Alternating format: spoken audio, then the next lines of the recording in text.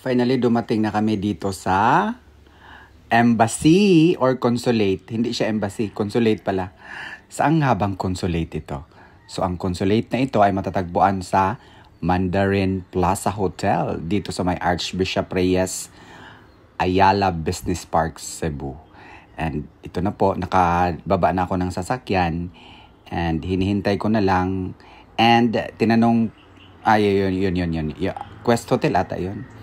At yun yung paligid at yan yung guard kung saan tinanong ko kung saan ako maghintay para sa aking number. And sabi ng guard, maupo ka lang dyan sir para bigyan ka namin ng number pagdating ng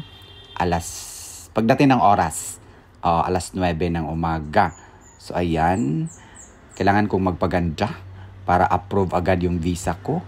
And yan yung suklay ko dahil. Dala yung suklay ko dahil na talagang masasabi mo ang suklay na yan ay talagang legendary suklay yan. Suklay pa yan ng inay.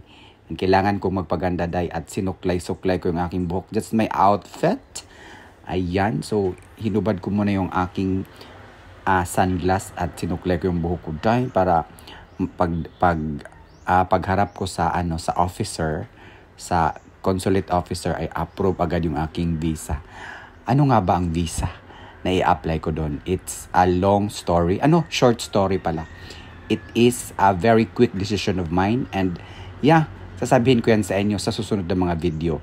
But for this video, ang focus ko lang muna ang application sa aking visa. Ano bang visa na yon? It's a medical visa. So ito na po yung visa ko dahil. Picture ko dahil. Mamaya, anuhin ko yan yung mga numbers dyan. So, Consulate General of People's Republic of China and Cebu.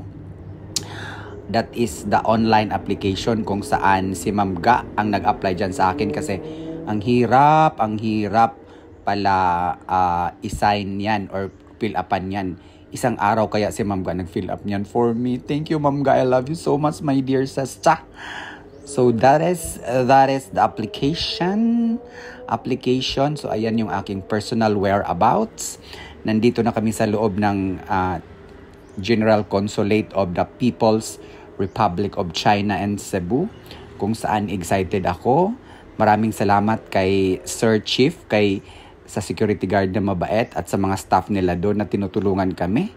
And that's it. And then, ayan, while waiting for my application, may mga tanong sila na nasagot ko naman ng tama. And that's it.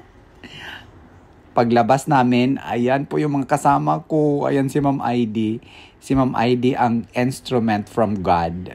She is a living angel kasama yung asawa niya. Kasi sila talaga ang pumunta sa bahay para talagang i-encourage ako na doon ako magpagamot sa China. So ayan po, thank you so much. So ayan, nakalabas na kami dyan sa People's Republic of China Consulate in Cebu. And it's a success and approved na yung visa ko, medical visa ko for my medical treatment in China and aalis na tayo very soon. So ayan, yan po yung entrance ng Mandarin Hotel in Ayala and sila po yung mga makakasama ko sa aking trip doon. So help us God. Ma'am ID is also a cancer patient. Thank you.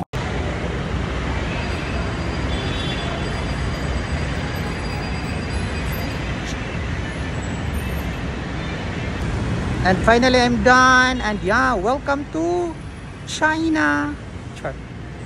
Welcome to China. I'm done finally. So thank you so much, dear Lord, for all the provisions. And this is it.